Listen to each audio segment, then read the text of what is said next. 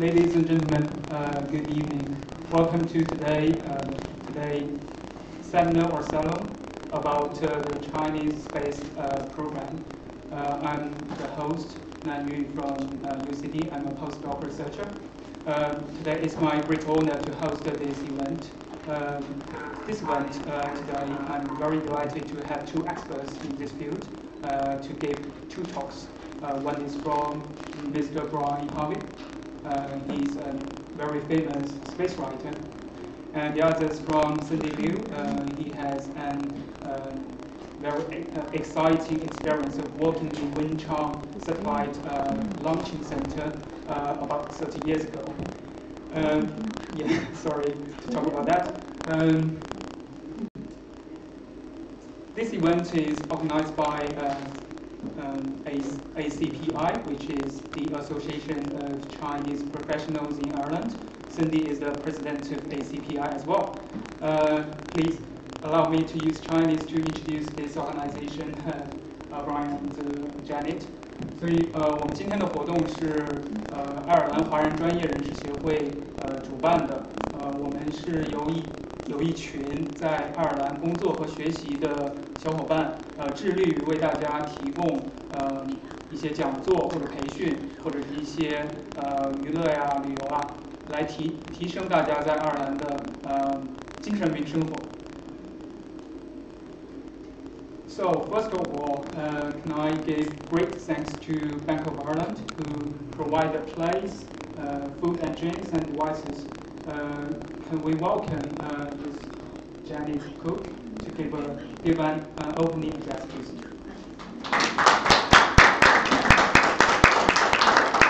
Thanks very much, everybody. Welcome back. For those of you who have been with us before, I think maybe some of the people here may have been to Grand Canal Square, where we first met Cindy and the team. So it's lovely to have everybody here in Montrose this evening. The Association of Chinese Professionals in Ireland were one of the first groups to use our free space. So I'm really pleased to see the relationship continuing and that you're getting good use of the space. For those of you who haven't been here before, this space is a free space for people to come and work during the daytime. If you're in the area, you can come in. You don't have to book the space, it's free. And you don't have to be a customer of the bank either. But we wouldn't say no if you offer us your business. In the evening time then, and sometimes early in the mornings, we have events like this where people who are part of meetups, or maybe you're in a local business and you don't have a space or a big boardroom or an area to go and meet up, you can use the space here. Again, it's all free of charge, and you just book it in with myself or with Kira, who's up here, Kira Boyle, who's looking after everybody tonight. The boardroom there inside is a 20-seater boardroom in here, and you can also book that during the day. So if you wanted to have a professional meeting or you wanted to do a presentation and you don't have space yourself, you just come in here and you can use the space here. So that's really it. It's also obviously a bank.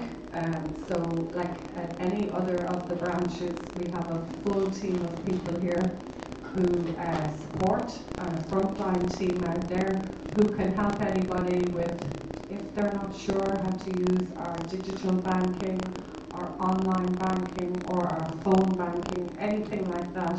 Any of the team here is happy to do a demonstration or take questions and show you. So that's everything from the bankers. I hope you have a lovely evening. This looks really interesting, so I'll leave you with that. Thank you.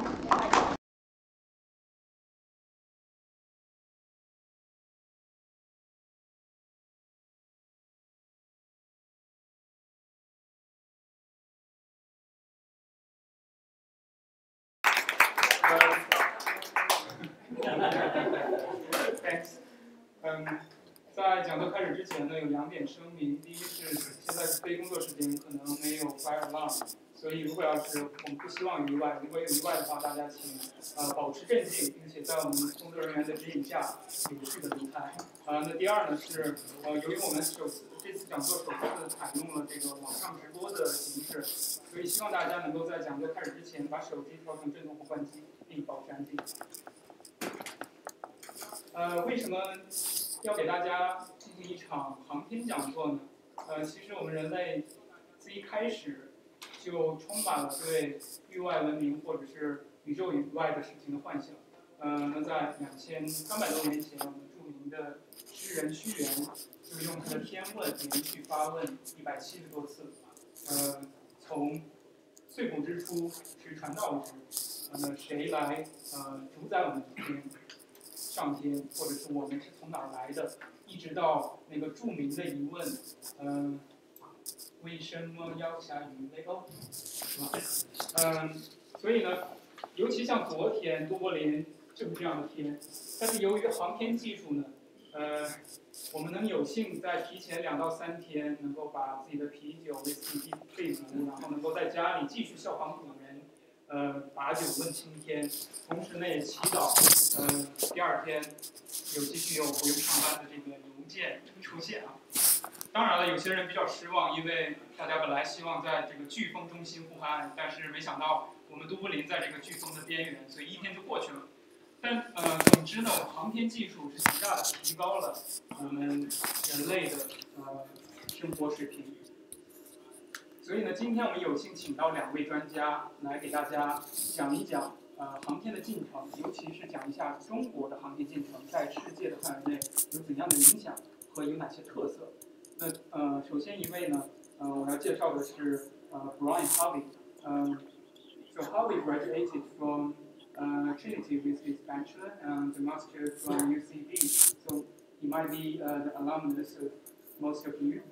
And he's a fellow of British Interplanetary Society. He is now a very famous space writer, author, and broadcaster. One of his books about Chinese space program is highly recommended by the U.S. Air Force. So it might be very interesting. Let's welcome Brian. Please come.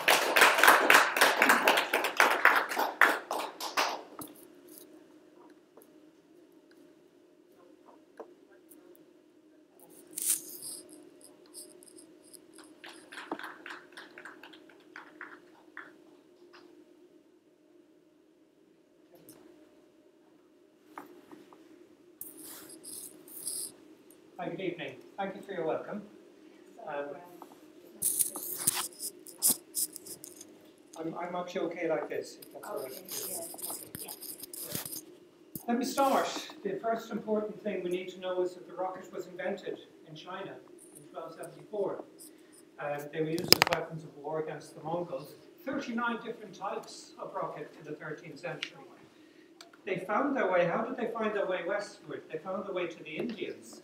The Indians tried to defend themselves against the British in the 1790s. The British won. And the British brought the rocket back to England in 1800. And the British used rockets against Napoleon in the Napoleonic War. But the origin goes back to China in the 13th century. But in fact, it goes back further because China has a very, very long history in astronomy. It goes back to 2100 BC. Where Chinese astronomers made observations of aurorae, eclipses, supernova, meteor showers, sunspots, with star maps, with mansions of the sky, constellations we call them now. Comet Halley was observed in China in 476 BC. Sundials were built, and the Purple Mountain Observatory was built. China's 8th century sky maps were better than anything that Europe could produce until the 16th century. But let us go forward. The person who founded the Chinese space program was Xian Shen. He was born in Hangzhou in 1911. He lived to a very old age, as you can see. He took a scholarship in 1935 to the Massachusetts Institute of Technology. He wrote a thesis on rocket engines. He fired rockets in the Western Desert. He was one of the founders of the Jet Propulsion Laboratory in Pasadena, California. You see him here on the right. with an army uniform. He was trying to find the remains of the German A4 V2 rockets, like everyone else was at that time. He designed space planes, and he was on the cover even of Time magazine in 1947. But in 1955, he was expelled from the United States as a spy, which he almost certainly was not, in the McCarthyite period. He went by steamer to Hong Kong. He crossed the border into China and was welcomed there by Zhou Enlai. And Zhou Enlai said, I would like you to found a space station, a space program for China. And the Chinese space program was founded on the 8th of October 1956, 61 years ago, before Sputnik was launched. That's an even more interesting aspect. When Sputnik was launched the next year, it caused a sensation in China, even though the USSR had publicized its intention to launch a satellite for many years. Chinese observatories began tracking Sputnik at once. Zhou Enlai already tried to persuade Chinese scientists and engineers to return from abroad and come to work for the new space program. And Mao Zedong said the following year, we too must have artificial satellites. But building the first one turned out to be very slow. That's Xian Xushen here in the Western suit. It was delayed, though, by political developments, the Great Leap Forward in 1958 and the Cultural Revolution, but the program continued to have support throughout this whole period from Zhou Enlai, and he was really important. Eventually, China's first satellite, called the Dongfang-Hong, was launched on the 24th of April 1970. It was the biggest first satellite of any country to be put into orbit. There were big celebrations throughout China. It broadcast the anthem, "The East is Red." It's still in orbit. And Zhou Enlai did something interesting. He said, I want the following words added to the official communique. We did this through our own unaided efforts, which was entirely true, because China was quite isolated from the world at that point. Its technology was not well developed. Somebody said the most advanced technology in China up to then was the bicycle and the diesel engine for a truck. But by orbiting a satellite, this was a very, very big advance. And a feature of the Chinese space program has been taking very big steps. And the next big one was the Fanhui-Shaiweixing series of recoverable satellites only 4 years later. These were quite big spacecraft for the time, nearly 2 tons. And recovering a satellite was a big leap forward in a short time. China was only the 3rd country to put a recoverable satellite into orbit.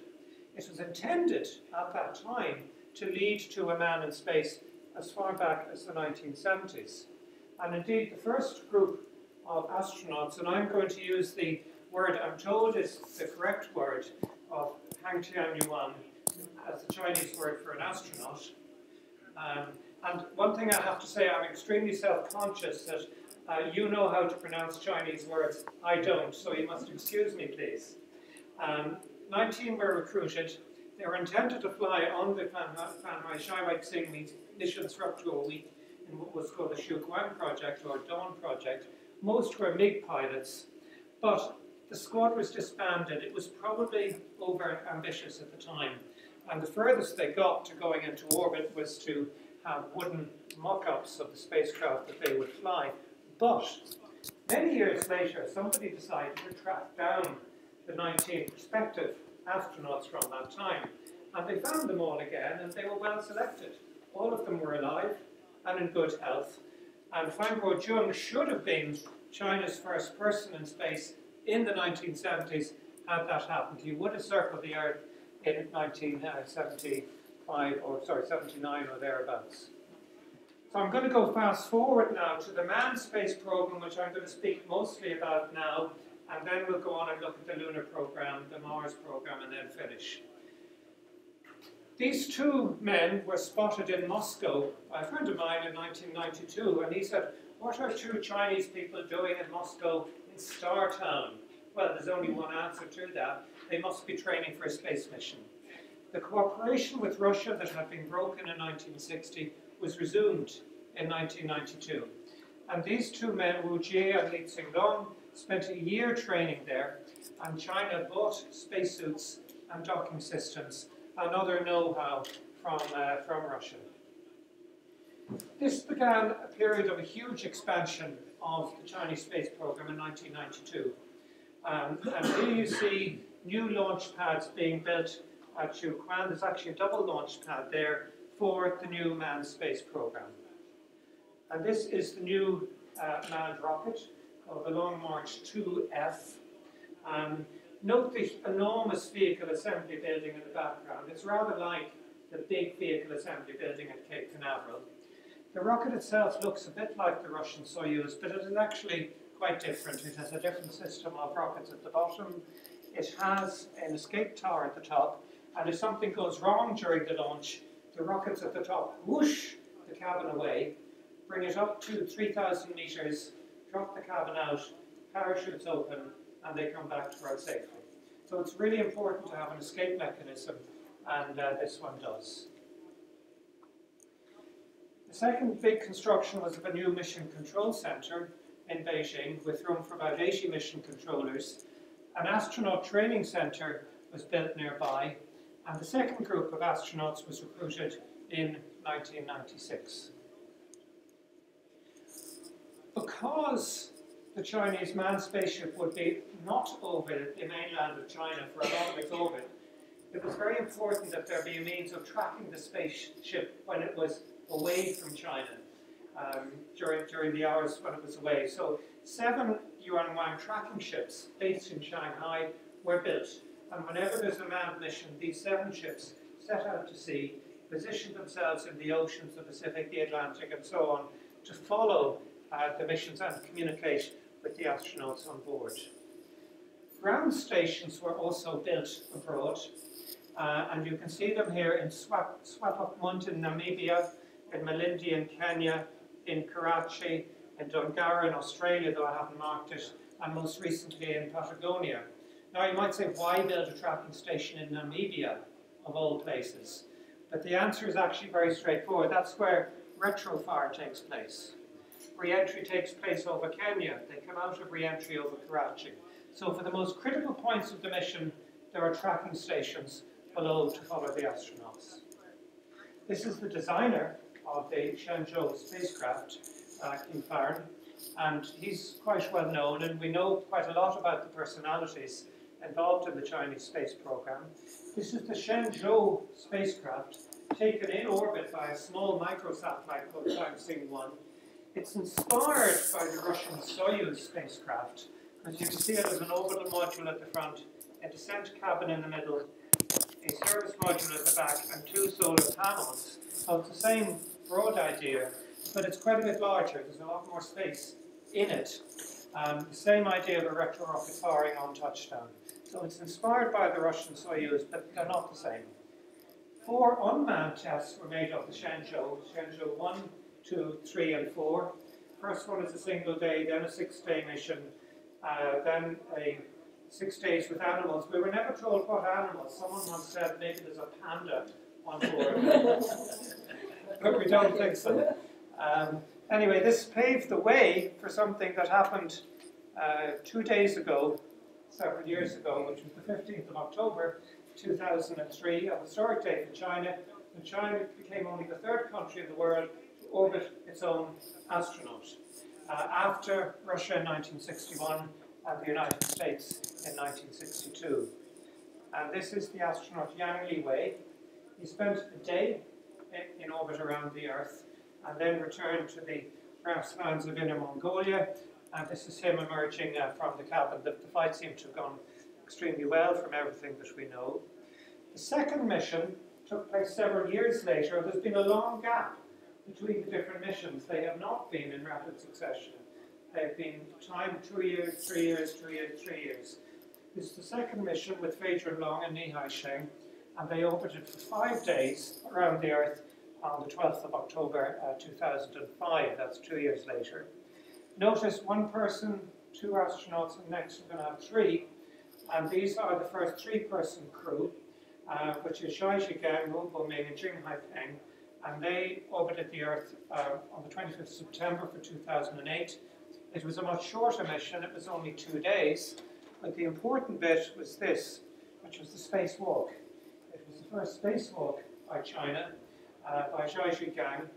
And it's interesting, and this is where the connection to Russia comes back in, because he wore a Chinese-built spacesuit called the Feitian, but his colleague Luo Boming used a Russian spacesuit on which it was modeled, and he stayed inside. The spacewalk lasted 40 minutes of depressurization, 13 minutes outside. But you need to do spacewalking if you're going to build a space station, because the space station involves a lot of construction work on the outside. So this was an essential precursor to a space laboratory. And this is China's first space laboratory, called the Tiangong, which is seen here in the Launch Assembly Center, I think in Xiuquan. And it was launched in a couple of years later, September 2011. See how big it is. It's a big spacecraft, 8.5 tons. And it has a lot of important scientific experiments in the area of Earth observations, material processing, fluid physics, astronomy under the gamma ray telescope, the magnetosphere and the atmosphere. It's still up there, though it is about to fall back to Earth. But don't worry, it won't fall on us, because its orbit doesn't go far enough north here. So you may sleep easy at night. You only have to worry about, well, hurricanes and things like that instead. Now, in September 2011, Shenzhou 8, without anyone on it, made an automatic rendezvous and docking with Tiangong. This looks easy, but it's not. Okay? You need a lot of skills in tracking systems, guidance, radar, navigation, and accuracy at launch. Okay? So it may look easy, but it is not an easy thing to do. And it paved the way for the first ever occupation by a space laboratory.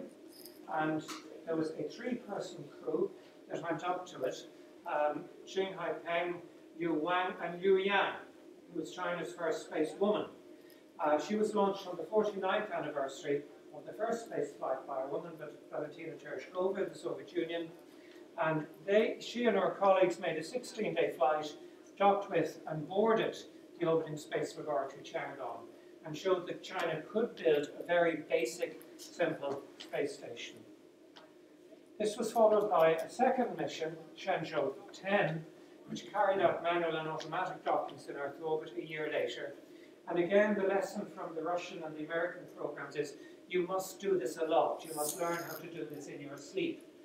Because if you're going to build a space station, this is absolutely essential. And here they are, the crew of Shenzhou 10, Li Haisheng, Zhang Xiaogang, and Wang Yaping. She was the second Chinese woman to fly in space, and she ran a classroom in the sky for 60 million Chinese physics students, it's said, in 80,000 classrooms. Okay, and she taught a basic physics lesson from inside the Tiangong. There you see the landing. It just missed a farmhouse. Okay, but the big rocket flies when it comes down 1 meter above the ground. The radar senses that we're near about to touch down, and the rocket fires to make the landing a lot smoother. And here they are on the right after 15 days on the Tiangong 1 space laboratory. This was followed by Tiangong 2, the second space laboratory, launched in September 2016, a year ago, and its objectives were a month-long duration test and unmanned refueling, because again, if you want a space station, you must be able to send out fuel, water, food, clothes, scientific experiments. And the unmanned spacecraft Tianzhou has done that and concluded its mission. Tiangong 2 carried experiments for gamma ray bursts, microwave radar, imagers, atomic clocks, even a garden on board, a furnace for material processing. And the results of all these things can be read in the China Journal of Space Science, either in English or in Chinese, as you please. They're all published there. This is again the Shenzhou 11 mission, with Jing Haipeng and Chen Dong. They spent 30 days on the Tiangong 2 exactly a year ago. And this is them before takeoff. And this is the spaceship in orbit. That's the Shenzhou there, and that's the much larger Tiangong there. And this is what it's all about. It's about China's first big space station. This will be about the size of the Russian Mir space station. It won't be as big as the International Space Station, and it's going to comprise several modules. The Tianhe in the middle, 2 scientific modules, the Mengtian and the Tianwen. The manned spacecraft, the Shenzhou, will come in here. the unmanned refueling spacecraft, the Tianzhou, will come in there. And it will have a crew of between 3 and 6 people, each staying on board for about 6 months at a time. And it will start operating after 2019, 2020, 2022, but it will last way long after the end of the International Space Station, and it will be a big, bright object in the sky. And in the meantime, I spoke about a big expansion of the space program, and I know that Cindy's going to speak a lot about this, but I do want to mention it myself, which is in the past number of years, there's been a huge expansion of the space program with the building of the new launch site in Wenzhou, Hainan, and also the building of new large rockets, principally the Long March 5. There's a huge industrial manufacturing plant in Tianjin with very large floor areas, 220,000 square meters and 100,000 square meters, where the new rockets and spacecraft missions are being built. They're so large that they can't go by train, they have to be carried by ship, all the way from Tianjin down to the southern end of China in Wenzhou. And China is also in the process of replacing all its old rockets, the Long March 2, 3, and 4, with a new set, the Long March 6, first launched in 2015. The medium launch, it looks pretty big to me, but it's only a medium launcher, the Long March 7, and then more recently the Long March 5, a very big rocket, able to lift 25 tons into orbit, and 25 tons is the weight of one of the modules on the space station. So this will make possible the construction of a large space station in Earth orbit. I'm going to speak just a little bit about the lunar program now. There was a kind of race, an Asian race to the moon in the late 2000s, with Japan sending a spacecraft, the Kaguya, and India, Chandrayaan. But this was China's first moon probe called the Chang'e, and was carried live on television, and you could even pay €200 to watch it taking off. It took a month to reach lunar orbit. It was a converted communication satellite.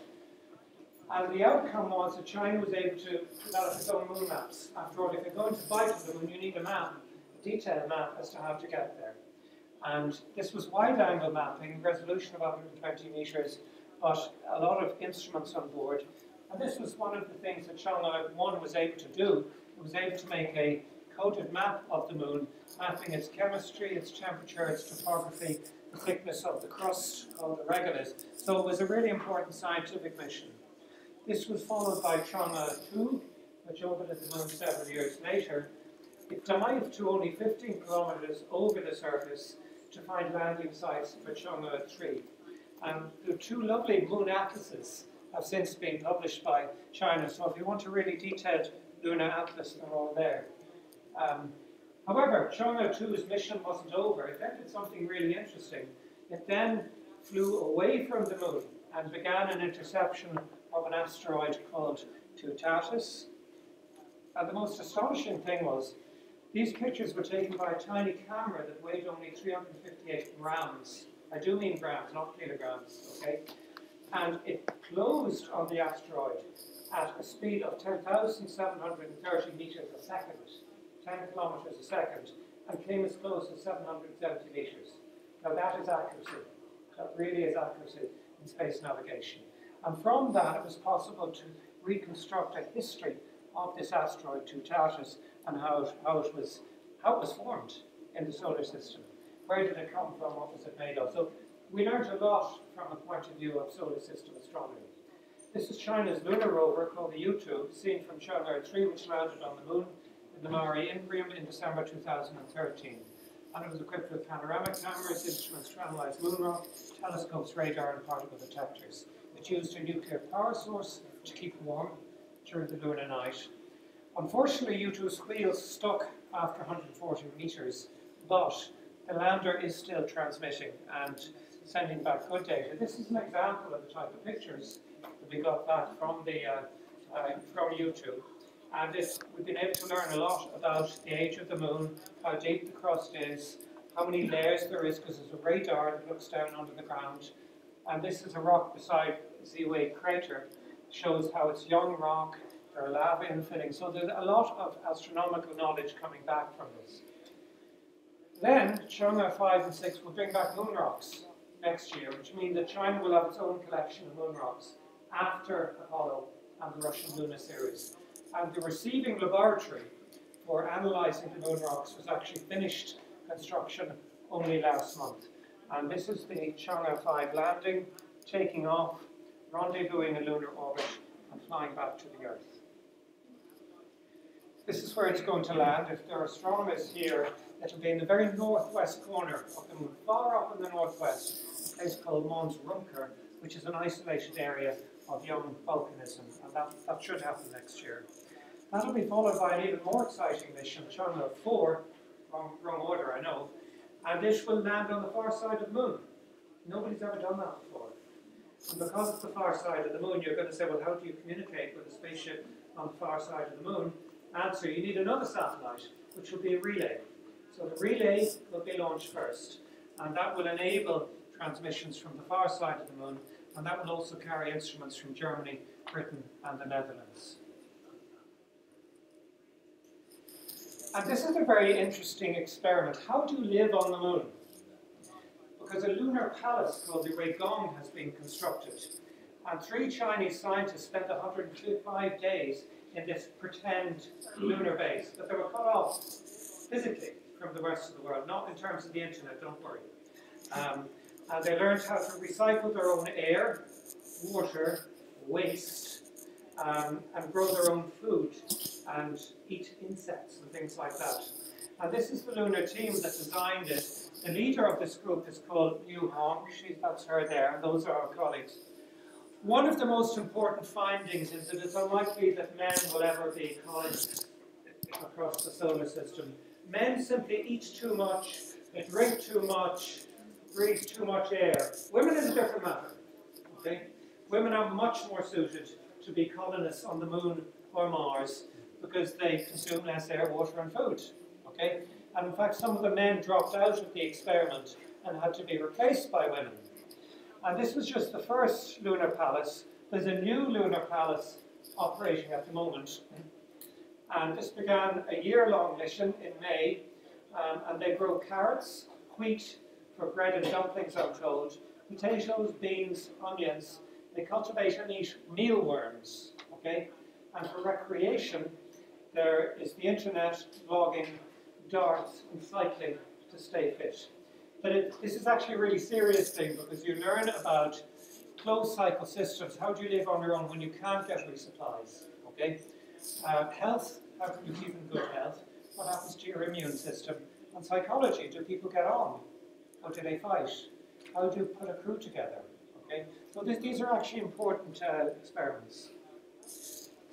And just to finish off, I'm going to say a word about what happens beyond the moon. This is the manned lunar landing program in design. Now, it's only in design. It has not been approved by the government yet, but I think it will happen sooner or later.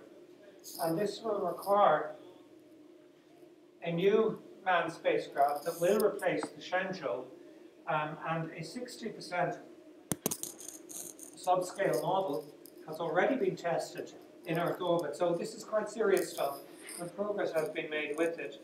And this is the launcher that will send China's first astronauts to the moon, the Long March 9.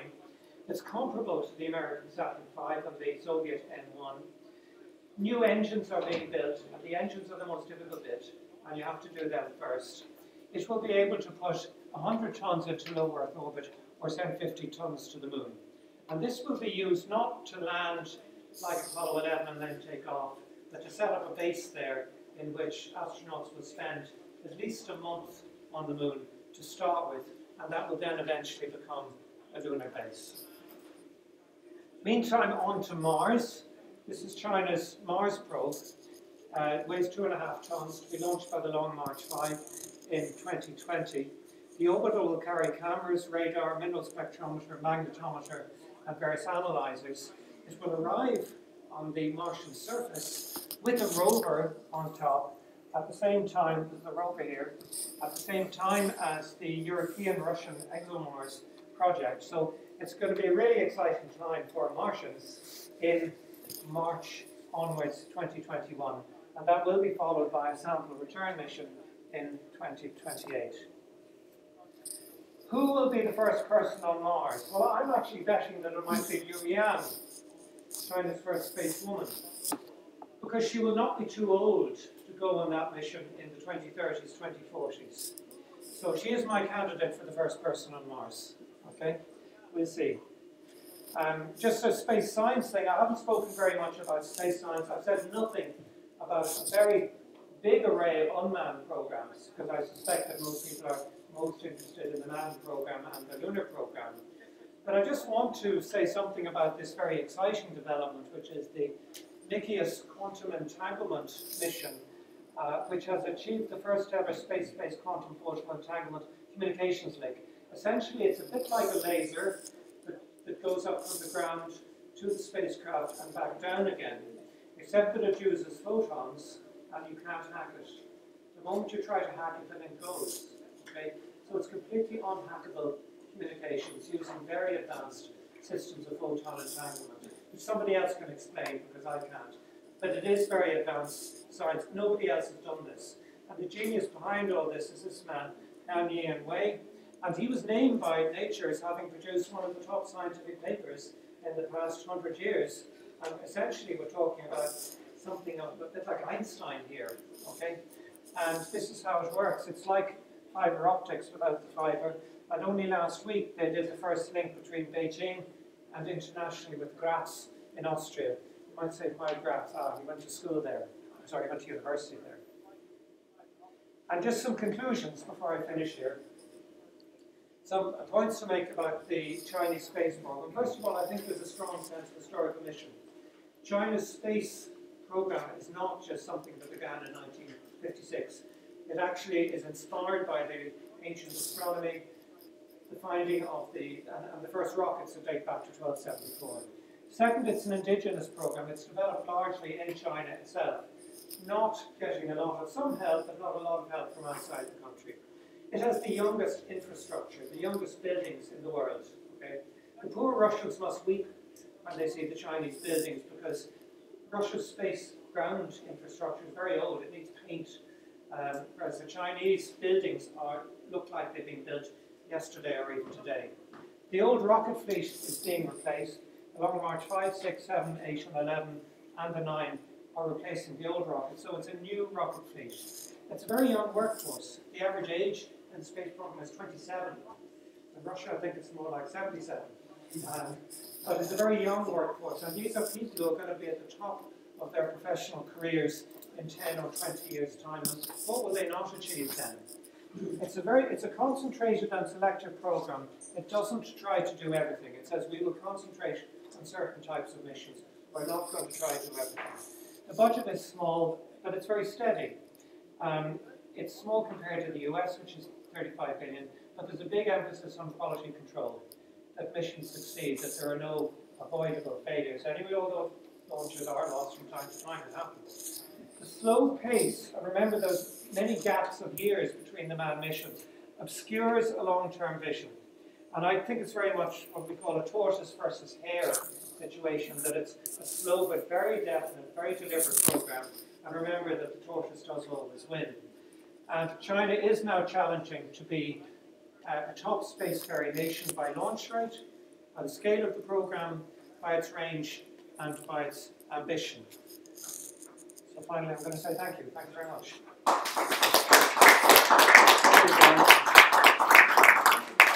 Thank you for the talk. It's very interesting and very comprehensive review of the Chinese space program. Afterwards, we will have a question session after Cindy's talk. Just one quick question. Is there any how many contingents from Ireland in space? How many astronomers? So just now you mentioned the astronomers contingent. Yes, there is. There was a Chinese science mission called Tansei, or Double Star, and Susan McKenna Lawler, who has built space instruments that have flown with the Russians to Mars and Venus, she contributed instruments of the Tansei, and she was at the launch from Taiwan Launch Center. So that has been the main Irish participation. So you mentioned she, so it's not a man. who cannot. No, it is a she. It's another woman. Yes. Okay. Susan McKenna Lawler. She's probably Ireland's most famous space scientist, I think. And she has contributed a lot to international missions. She works from the National University of Ireland in Montrose. Thank you. 非常感谢啊！不知道大家有没有就是对他刚才讲的这将近半个小时的 talk 有没有完全的理解？从我的角度可能有点专业啊，但是不要紧，等一会儿我们刘老师会从他的从生活或者他自己的一个亲身经历，通过大量的图片为大家介绍一下。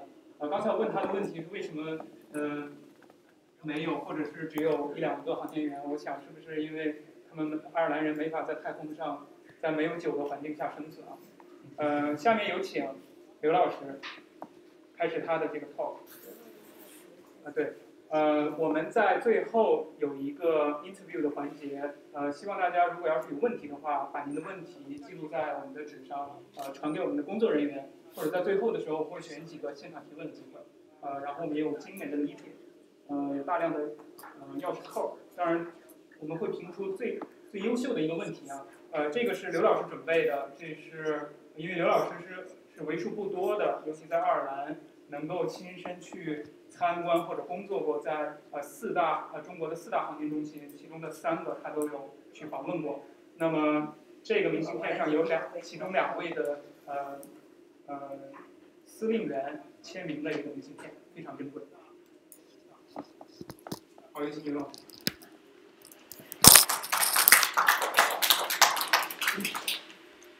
我不知道大家是不是刚才都听明白了啊？这个可能这个Brian因为他自己了解这个情况，所以他讲的稍稍有点快。但是呢，我一会儿讲的呢，我会说会开始他的这个讲的实际的照片，给大家再仔细的介绍一下。对不起，我今天我感冒好几天了，这个还没有好，所以声音有点不是太理想状态。希望大家不要介意啊。刚才我们依然讲了，就是大家要是有什么问题的话，可以先写在纸上，然后就传给我们工作人员，这样我们一会儿这个会再有一个讨论的这个session。同时呢，我们还会给大家纪念奖，特别是还要评选一个最佳提问奖。那么这是我的题目 ，I'm sorry for it's better for Chinese and lots of technology have no idea how to say it. 为什么我说这个都是些花絮呢？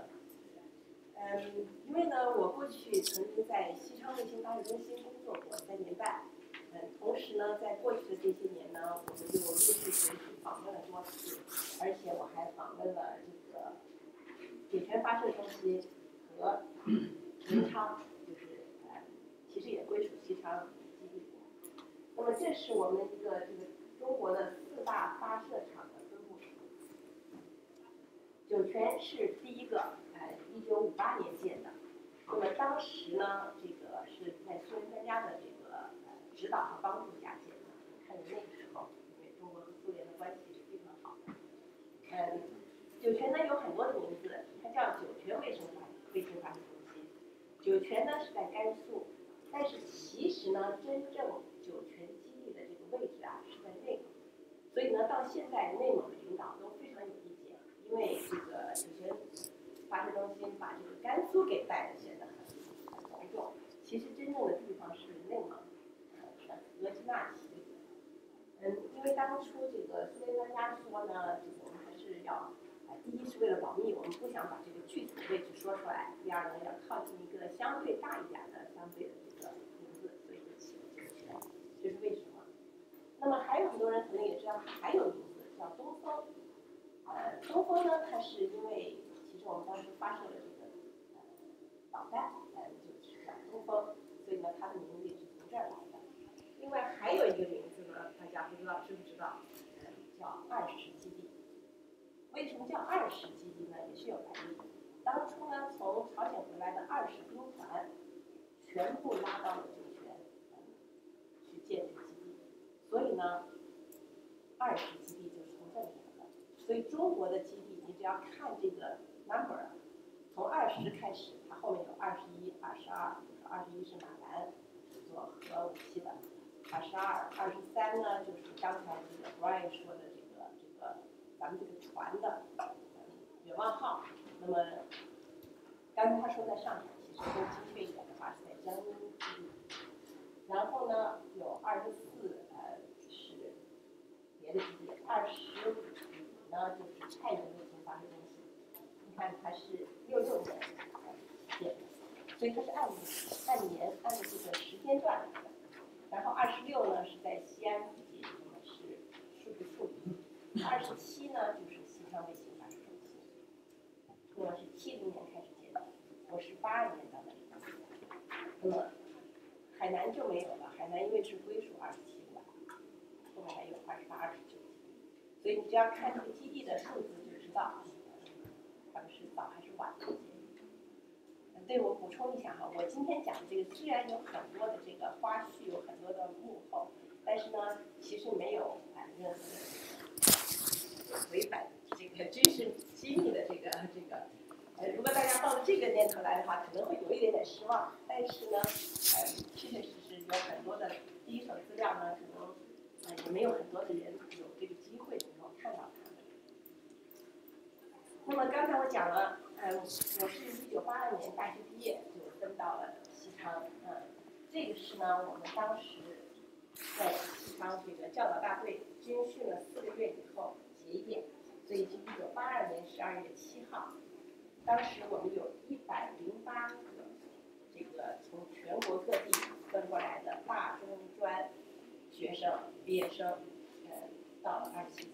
那次可能是最大的一次，因为27终于真的要发射了。它虽然70年就开始建基地，可是一直到82年都没有发射。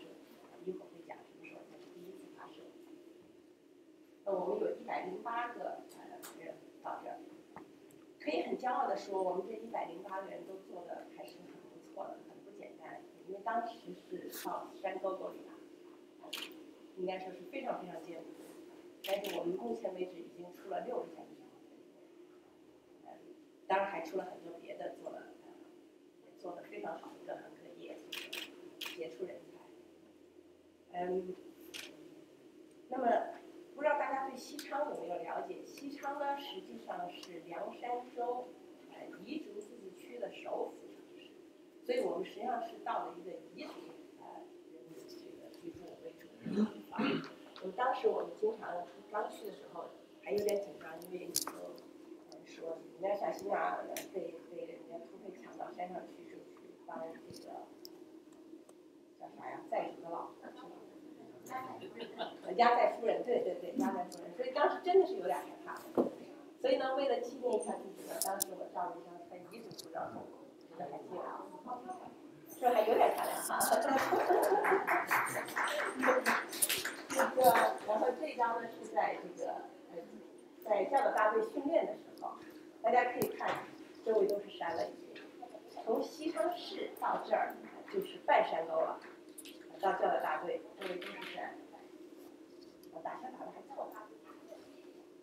后来呢，教导大队完了以后，我们都希望能够分到西昌市，但是没有人，大家都继续打车往里头拉，所以这个时候拉到了，我就分到了指挥控制站。指控站，你看已经离山非常非常近，就是3/4的山沟。这是我当时在的那个指控站，就是这个样子。这个方向呢就是我们的办公大楼，对面的那个楼是宿舍楼，宿舍楼这边还有一个跟它对应的，我就在这边这个宿舍楼，但是没有到那里。旁边呢是一个执行人员的这个宿舍楼，中间呢你看都是荒地，然后有2个操场，可以打篮球啊，打排球，我们家的家属都在去。这个3角的这个房顶呢，就是我们的食堂。再往后边呢，有这个家属们的这个，就是有家的，我们就还有一个小套房的这种，后面还有一个小宿舍，宿舍都经常不太开门，一个洗澡堂，一个星期都洗不上洗澡，有洗澡堂锅炉经常换，然后有一个大门，边上都是围墙，基本上就是出去就是再往前就是山。以呢，那个时候是相当艰苦。那么那张呢，后面就是我的住的宿舍，大家注意重点的看一下这个树，因为一会儿还会看到它。那么当时呢，最浪漫的事儿可能就是跑到外面的这个油菜田去照一张相片。所以现在人好多人照油菜花，我说哎，没有报，我们多少年前就照这个，满地都是油菜花，那个是浪漫的事儿。那么这是我们已经到了3/4的山沟，在这个指挥站里。指挥站大家可以想象，听这个名字，指挥控制指挥站，那么肯定就是最重要的这个机构应该说是。当然，在基地里面还分这个通讯总站呐、发射站呐、气象站呐、医院呐、测绘呀。刚才Brian也有说有这种地面的测绘，那我们自己基地本身也要有测绘，一发起来就要抓得到啊这个卫星。我相信大家很不想看看这个发射站是什么样的。这个呢，就是真正的山头，就是发射站，就是从我们那还要再往山里走。那么这张照片呢很有意思，是86年，大概是4月份，86年2月份。当时呢，我们几个朋友一块儿呢到这个我们发射场的朋友那里去玩，那么大家就突发奇想说，我们为什么这样一张照片后面也是有发射？可是那个时候呢，按规定，因为大家看火箭已经竖在发射场，是不允许照的，所以呢，我们当时就也是违反了纪律，就先都趴在草里头，然后1、2、3一抬头就照了一张，所以大家的表情各异，当时就看得见。那个他后面那个做的最文艺的那个小伙子，当时的小伙子，他是当时是我们体育最调皮捣蛋的，天天都想离开的。但是他现在也做得不错，大家都知道的战狼兔就是他的，他是主要投资人之一吧。现在已经做的是公司做得非常的大。所以这个是应该说是我们唯一留下的后面的火箭的那张照片。还有另外一张我个人的，那张更有意思，因为我当时还抱了一个吉他，觉得好像很青年。可是吉他是跟那个朋友借的，是他的吉他，连帽子都是这个男生的帽子戴的。今天我才反应过来，连帽子都借。这是沟里的情况，当时的发射场。但是我们这么调皮捣蛋的人呢，他当时的位置在哪里？他当时的位置，工作的时候就发射的时候，就在这个发射场的边上，有一个山洞。因为他要驾驶摄像机，他因为是北京电影学院的，他是搞摄像的，所以他的任务就是拍摄发射的。当时真的是不是对这个安全真的是没有太多的注意啊。现在想想，随便出点事儿就肯定就是没用。但是当时大家就是这样过来的。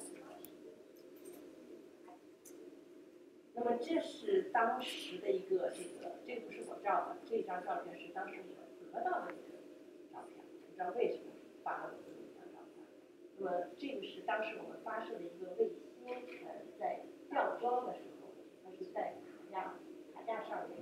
它卫星它当时要发射的时候它是怎么样？它是一节一节的火箭就是吊着装上去的，然后再加注以后还要放卫星，然后在上面再放上什么油罩盖上。那么我在那儿工作了一共就是工作3年半，尤其我们那些在那工作30多年的战友，我真的是我差不多是第一个离开基地，说出来有点惭愧，但是他们对我还很好。那么这几张报纸呢，当时是发射的时候，头2张呢是我不是82年去的吗？84年的1月29号。我们发射，咱们刚才这个Brian说了，中国第一个卫星叫什么？大家知不知道？东方红，对，东方红1号。这个呢是东方红2号，因为它是为了要做通讯卫星，是不同性质的。所以呢，这是1月29号发的第一颗实验，其实也是东方红2号实验途径卫星。但是呢，当时发上去的时候，我们都非常高兴。我在机房里面，其实我在基地的那些日子没有看过发射，因为每次发射我是在机房里面。机房每次发射的时候，那个火箭就是从那个上面过去的，就是那个轰就震的，你那个椅子什么全都在动，连那计算机都在抖，是这样过去的。当时我们是非常高兴，因为觉得一发就发成了。结果没想到呢，过了一段时间，过了1小时可能，说是3级2次点火没有成功。所以呢，那次实际上是一半一半，就是成功了一部分，但是最后是失败的。所以它只能叫实验卫星。那么接着呢，在4月份呢，我们就又发了一发，你看这天气就好一些。这一发就是实验，就是后来算起来算是中国的第一发这个实验通讯卫星，这一发就发成了，这是我发的。然后还有第3发我在那工作的就是86年，就是刚才我给大家看的那个照片。大家可能会觉得，你那时候工作在基地工作是一个什么样的状态？可是当时因为胶卷其实也蛮有限的，大家照照片很少有单独照这个，都是觉得要照人呐、要照景啊，所以倒反而并不是太多这个真正工作的这个。唯一的一个这张呢是后面背景就是我们的办公大楼，大家可以看那个的话，没有下一个就要给大家看。过了20多年以后回去的时候，还是那样。那么唯一的一张呢，就是这一张，这是我工作的这个计算机，你看计算机好大。而我干的这个还不是最主要的计算机，我的工作呢主要是火箭飞上去以后，通过接收来的数据，在这个大屏幕上显示火箭运行的轨迹。这是我的工作。那么这是我们叫光谱器。椅子也很简单，一站一值班一连调下来10几个小时的在那里。那么当时是刚好是宋任穷去视察，宋任穷说起来是我父亲的老首长，去视察，结果他们给我照了，要不然我都没有在这个机房里的照片。这么一张。所以呢，在西昌基地呢，我是工作了。发了3颗卫星，后来这个调很大，当然大家知道，因为我后来也在摩托车工作一段时间，然后又出国，所以现在在这里。虽然出国了这么多年，但是还是就是对国内的这个航天啊，这个是非常有感情。所以呢，在05年的时候，我们全家就又回到了西昌。这是当时的3个跟我们同期分区的，站在我这边的这个，想想后边的这个是当时的司令员，是我们同期去的。右边的那个是当时的是技术部主任，那这边是技术部还没有参加，后来才是技术部主任。这边呢是政治部主任石峰。我们回去了以后受到了非常非常热情，他们就真的是绝对不比对自己家人差。你看我们走到哪都是陪着我们去走啊，去看的，非常感动。这是05年的时候。这张照片，那么因为他们俩呢，就是更要亲一点，因为他们俩跟我是一个学校毕业的，同一批分区的，分到了以后又到同一个团站工作，所以我们是非常亲密的。而这2个人呢，我也希望大家能够记住他们，因为呢，这个上面呢就是他们俩的签名，一个是当时的司令，在西昌做了10年，那么可以说是我们中国航天事业的一个大工程，因为他的这个福将啊，他在他领导下的所有发射都是成功的。另外一个当时是技术部主任，后来当了参谋长，现在是酒泉发射中心的司令。那么这位当然现在做的已经是更高了，做到总部的这个首长。后面这个呢，就是后来的新的发射场，我们不开大家看的那个是我在那儿工作的时候发射场，后来就建了一个新的发射场。大家可以看，在西昌发射场呢，它是那边呢是发射塔架，这边呢是检测塔架。你可以看有2个架子，那么那个塔架呢是固定的塔架，这个呢是移动的。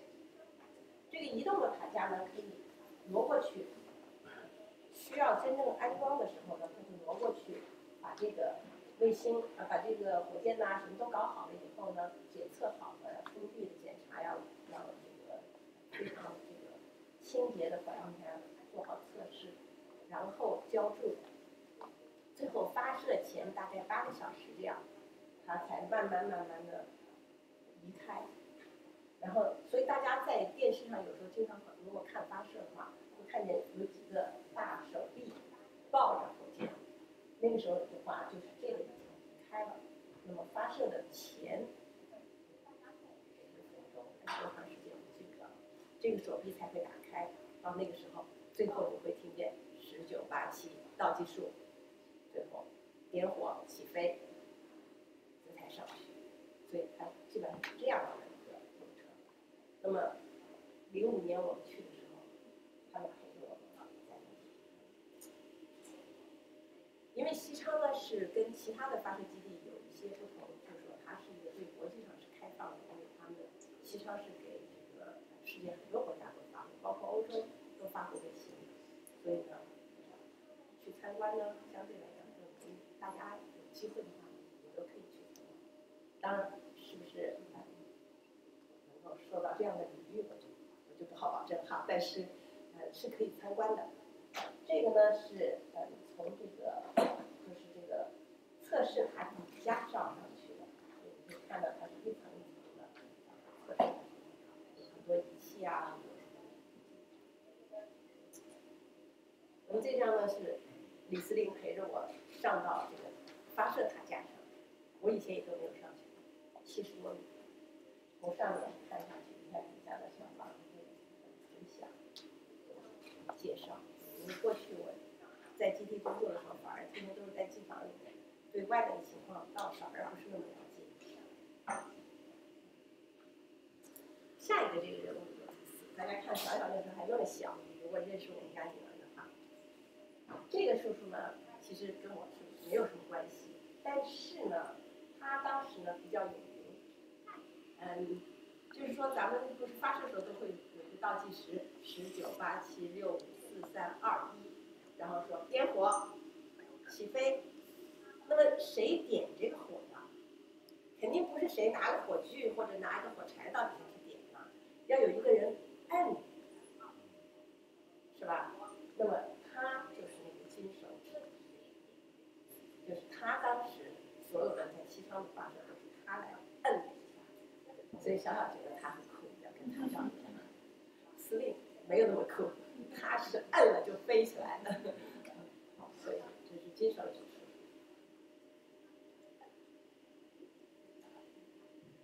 然后在西昌呢，它有一个这个可以让大家参观的介绍，这个火箭的其实就是空壳了，你可以看见像不同的火箭的这个几级火箭呢，整个样是怎么样子的。金手指在给我介绍这些数据，我估计司令叔叔在教小小看国旗还是在讲什么别的。那么05年呢，实际上我们也是是回去像探亲一样去看一看，也真的没有想到大家对我们还是那么的热情，那么的友好，那么的欢迎。所以呢，当时呢，我们也就提了一个这个要求，说，哎呀，以前在基地里没有看过发射。其实吴老师还是看过，因为他去探亲的时候，作为家属，他是跟赵子阳当时的总书记赵子阳一块儿看的发射。我是天天都在这个机房里面工作，所以呢，他们说好啊，那下次这个看发射就可以。所以转眼呢，就到了07年，也就是2年以后，刚好那个时候儿子在这个北大做这个交换学生，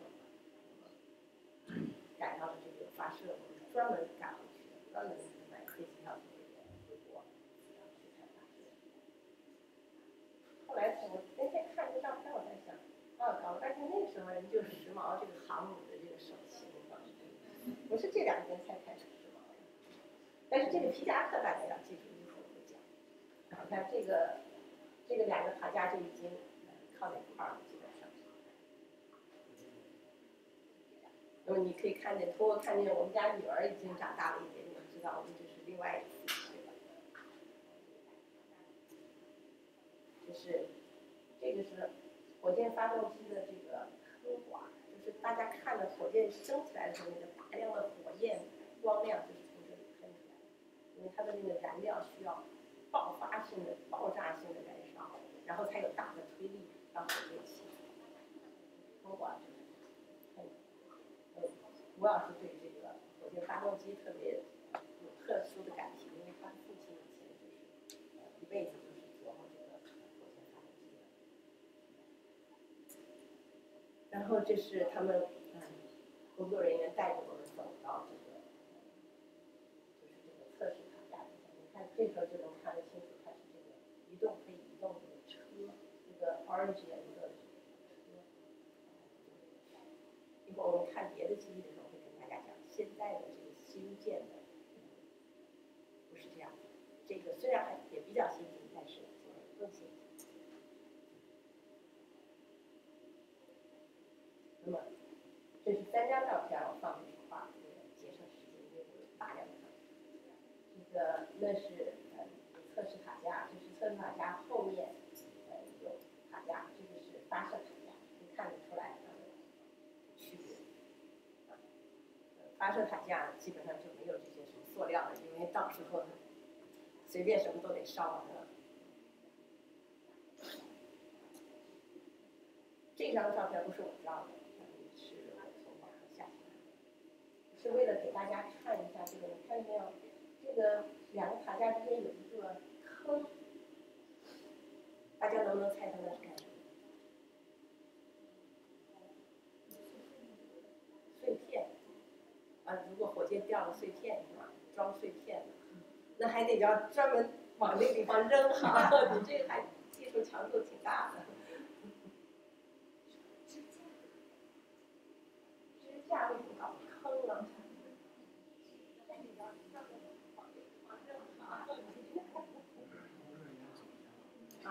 工作人员走下去哈，发射的时候。是那个黄色的地方吗？对，有点那个一个坑啊。引导那个经常是高温气流。再说一遍。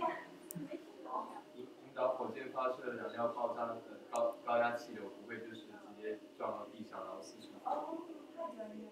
太专业了吧？这个叫导流槽。导流槽，因为咱们不都看见那个火那么剧烈的火，它喷射出来，它需要有一个地方走嘛。那么发射的时候，这个槽里面会放满了水，然后这个能够冷却这个一部分。其实这些水很快就会气化。一会儿我可以给大家看，看到没有？就是喷起来火的时候，这个火里边有地方去啊。而且你看周围这个起来马上就是气，看见没有？再看这张，这个呢，我们就是站在这个导流槽的上边。如果大家眼神好的话，可以看对面的山都已经有烧掉，而且旁边这些树，你看见没有？它都种的树，可是在那儿就不成了，就每次发射一次，哗就烧掉一片，然后人家会慢慢又长起来一点，下一次又烧掉一片，这是导流槽。在酒泉呢，现在他们这个新的发射架，它都不是用这种简单的水了，它现在周围有一圈喷雾，就是你这边点火，那边就喷雾，能够更有效的这个冷却它。那么这是07年我们就看了发射，就是北斗2号实验发射纪念，也就是那天。所以这个首日风呢，就是我们那次去的时候得到这个时候，刚才看的司令和技术部主任的签名。一会儿大家有问题提问题。每次去都受到热情招待，所以呢，我们都觉得那里就像家一样。所以09年的时候，我们又去了，真的就是觉得回家探亲一样。这是在这个发射场边上的一块地方建了一个小小的这个纪念馆。司令在那儿给我讲了一个故事，就是说当时呢，大家如果对中国的这个发射有一些印象的话呢，其实在96年我们出过一个很大的事故，在世界上都数得着的一个发射事故。当时火箭升天22秒以后就起飞，然后就因为当时刚才我们说了，我们最开始的时候对这些安全措施真的是不太懂，就是人就是无知就无畏嘛，就不太知道。那时候还有好多小战士，以前发射之前还在那个周围转呐什么的，都没有那个。结果他们当时有几个这个科技人员，还是基地的，还是些比较重要的科技人员，在房子里头，在招待所，当时招待所在这儿，居然就这么近的地方还建了一个招待所。那次是其他的，那么同时呢，他们还有就带我回去到我曾经工作的这个大屏幕，特意放上热烈庆祝嫦娥1号。其实当时不是哈，不是我在那看现场，但是他们觉得你想要哪个，给你打出哪个。我说那好，那就嫦娥吧。所以就打了一个嫦娥的这个。我总觉得那个后面回头看着有点像崔萌。崔萌，你看那个人回头再看，那个，所以呢，我也照了一张照相。那么，这个大屏幕就是我曾经工作的。同时呢，当然我们还回到了我以前住的。看吴老师，也曾经是小帅哥来着，是不是？你说啥？现在只能是老帅哥。这是哪年？85年还是86年？84年。84年的时候，照，你看那些树，那些树。长高了。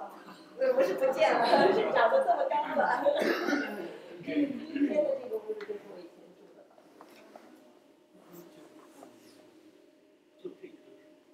对呀，就是这棵树啊，现在就长得这样。没看到头了。这是那84年到09年，25年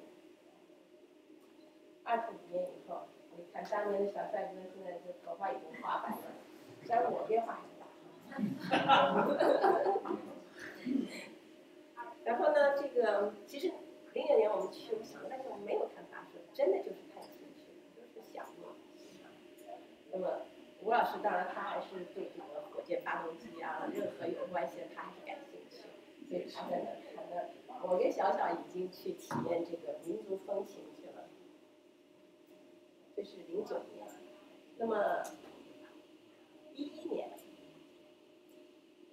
年那次吴老师也去了，儿子也没去，我跟小小实际上是刚刚结束在上海的巡侦之旅夏令营，我们俩就坐上飞机，就是7月26号，7月26号的晚上才到，真的是紧赶慢赶的，生怕赶到，因为那天天气还说不好，有可能延误给我们骑的，因为那天晚上发射，因为第一次发射呢，给我们拉得好远的一个地方，我说我想近点看，那不行，有点安全这个压力，拉得好远的地方看，我就一直有意见，我说我想看近一点，他说那不行啊，那是，我说我不怕不安全，我说能不能给我安排个就是中央电视台摄像记者的那个地方，我想到那儿去看，那儿不安全，不安全怕，我说下次一定安排一个更那什么地方，来他说好吧，那你来吧，这次给你安排一个好点。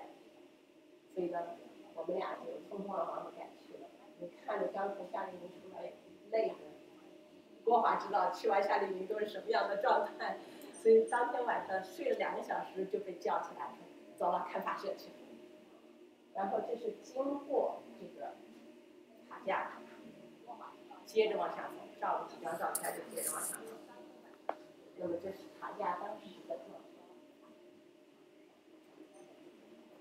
7月26号，也就是27号的凌晨的这个时候，如果大家对11年的中国的大事情有印象的话，其实在7月23号，中国的动车出了大的事故，在温州那里呢出了很大的事故。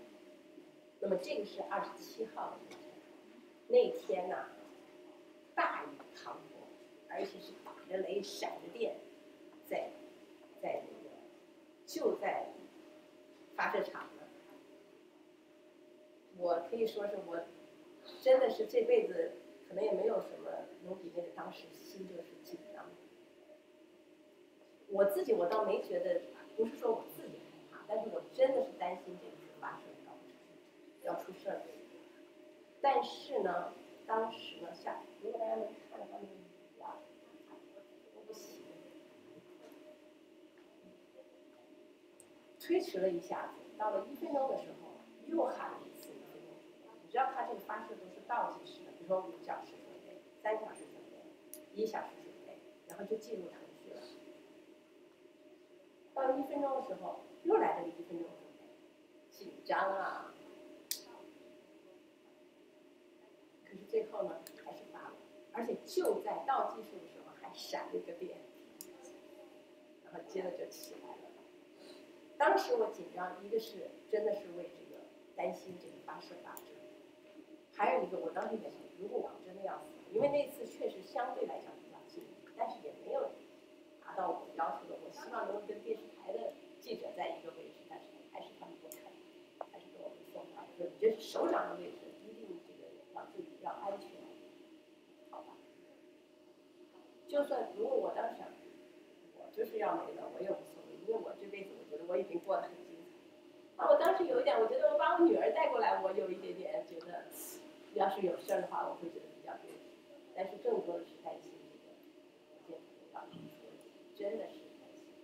但是事后他们说不发语气，因为什么呢？你所有东西都做好了，浇筑，你这个加注要加入液氢、液氧，这个可能是固体的还是煤油啊，还是这个燃料。你如果不发，往外头再泄这些燃料，是非常非常麻烦，是非常非常危险的，随时都可能爆炸。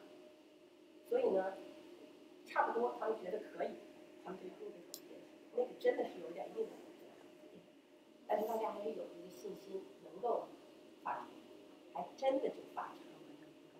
后来那次在国内还挺轰动的，然后大家就说那什么动车呀，还什么打个雷都撞车了，说是什么这个不行，人家火箭都上天了，因为就差了几天的事儿嘛。所以这个事儿当时在国内挺轰动的，这次这个发射，这是我照到的这个，因为当时大雨，就是已经其实能见度并不是特别好。那么过了2天呢，我们就又回到基地，就发射场上去。你看当时还在打雨，还是有这个。小小很高兴的又看见了金手指叔叔，所以又照了一张相。金手指叔叔变化不是太大，小小真的是长大了很多很多，大家可以看到。然后这个时候，这个张志飞已经是参谋长了，这个时候他们其实马上又在准备项目，因为中国就是从2011年、2010年开始很频繁的这个发射，所以他就是所以这也是为什么前面一发不行呢，后面这一发都等着呢，就已经都进场了。刚才 Brian 讲到我们的这个 quality control 和中国的这个虽然并不是非常快，不是这种跳跃性的节奏，但中国的这个质量控制是做得非常好。那我想给大家看这个质量控制，大家可能不太能够看得见，但是我特意照，这就是我们司令啊，他做的非常的好。他们的这个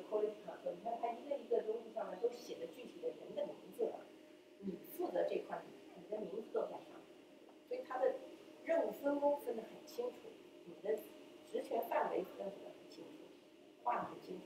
这样的话，质量才有保证。这也是为什么他当司令的这么多年没有出过一次发射的事故。这个不是白来的。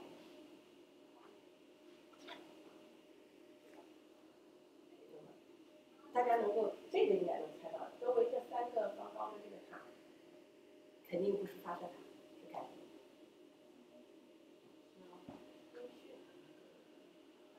闪电，避雷的吗？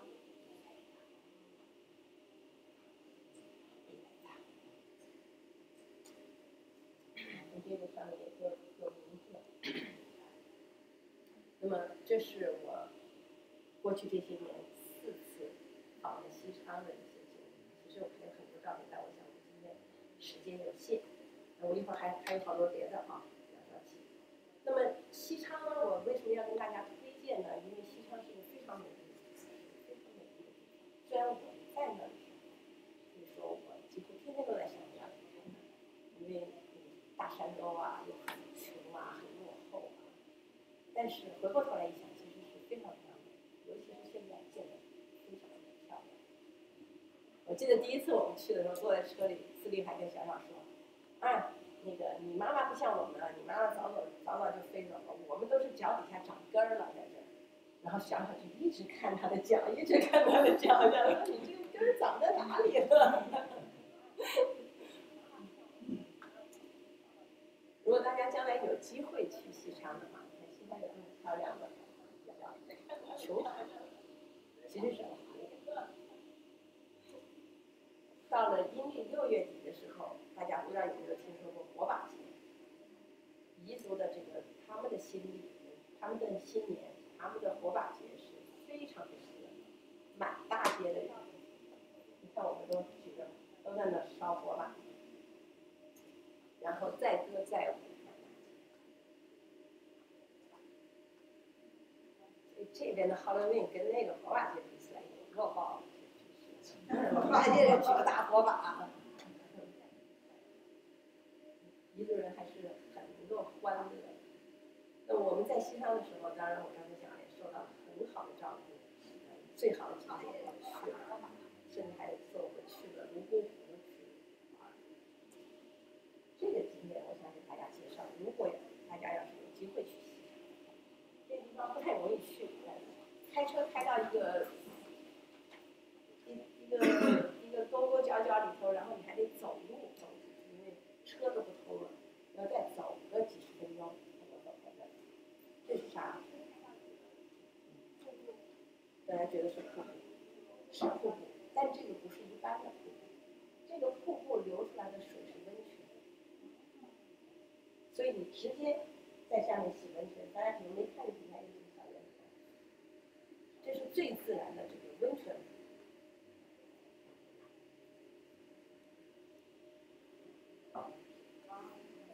非常非常好，而且是完全自然。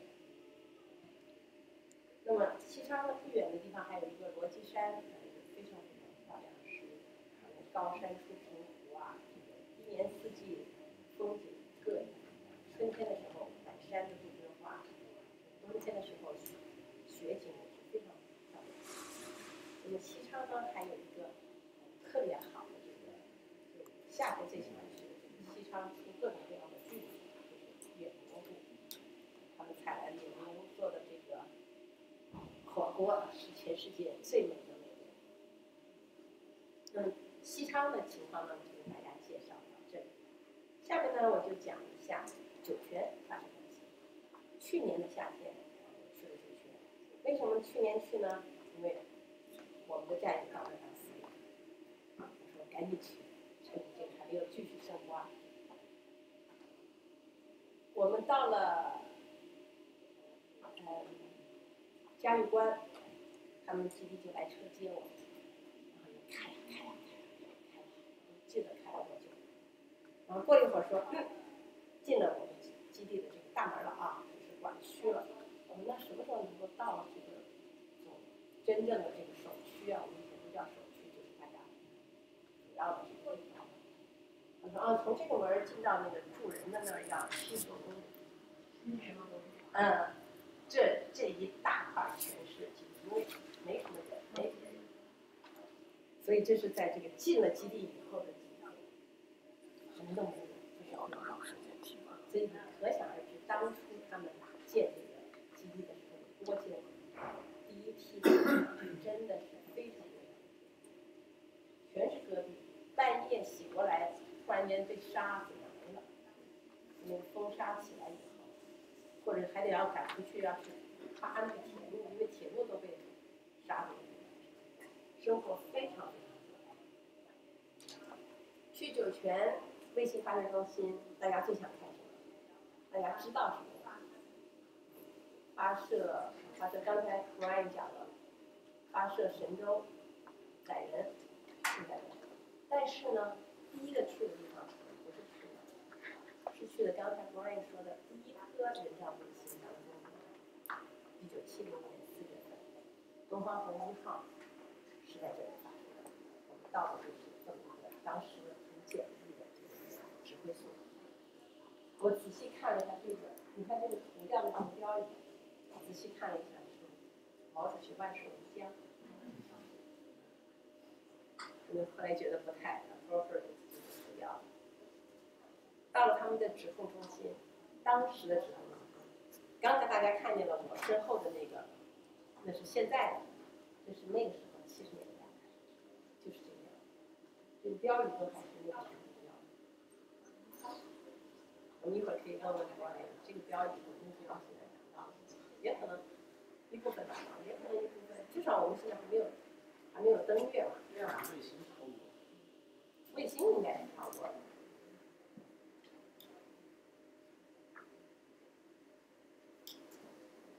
然后这是当时发射的时候在底下能够像潜艇一样能够往上看，有一个观测镜。这个就是咱们70年代发射第一颗人造卫星的塔架。当然今天就已经是休息大家了，因为不再用了。是吧？这个就是当时的发射卫星的报纸，当时的《人民日报》毛主席语录，我们也要找人造卫星。刚才Brian讲到，我就底下仔细看。我国人民在伟大领袖毛主席和以毛主席为首、林副主席为副的党中央，那时候的提法。我们塔架已经锈了，这张呢就近距离的看一下当时的导游场。当然，接着我们就是去看新闻，先去评调一下，大家都有新结第一颗卫星。那么这也是3张图拼起来的。那边那个呢是现在呢，已经不是那种移动的测试塔了，是有一个固定的房子、固定的厂房测试这个卫星。这是厂房的外观，大家看这标语就知道是比较新进的标语。那么在厂房里面测试好了以后，它的大门打开，这个通过这个大的铁轨，竖直的把这个火箭运到发射场。在西昌还是横着运过去，再吊装起来，所以现在这个先进的多了，直接竖着，海南也是。这个上面这个绿的这个就是发射座，就是火箭坐在这个上面，然后运过去以后放在了发射时候它就从这里起。然后这是我们在路上去看现在的新的发射塔架，就是发射神舟的发射塔架。我觉得这个铁轨挺有意思。那么这个是在酒泉的这个发射塔架从底下看上去，当然我们就受到了特殊的待遇，让我们上塔架上。这张比较有意思，这个字大家能看见吗？陶艺很常见。干什么呢？就是说，如果因为你载人呐，你人都要在这个火箭上头啊。首先，它有一个房间出来，你要航空员从那里进到他们的这个飞船里头。那么，万一出了事故，他得赶紧从这里跑。一会儿。大概是这样，这是这个电梯。那么刚才云南讲了这个中国人最早的这种天问，那么现在航天员住的这个公寓啊，就叫问天阁，然后我们去参观航天员住的。大家能猜到101谁住吗？谁住过？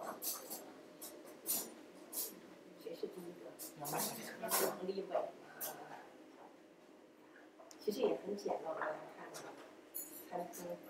当然，我现在咱们吃的时候，这是杨利伟的房间，杨利伟睡的床。我一直有点不太满意他那个，你看一个枕头有枕头，一个枕头没枕头。强迫症。这个有点强迫症，是不是？然后他那个床垫据说是非常非常的贵的价钱，特别好的这个床。反正我按了一下，好像也一直没有特别。他们住的呢就是1室1厅的这个单位的这个厅，然后里面就是一间卧室。这个镜头大家有没有见过？如果关心过这个中国的这个，每次这个中央首长包括习主席都有到这儿来跟他们，就是在里面好像出征有这么一个出征仪式，也假装出征了一下。即使是这样子，当时心情都有点激动。那我在想，你说这些航天员这个心理素质一定是非常非常高。我就在那坐下，我自己都有点觉得扑通扑通跳。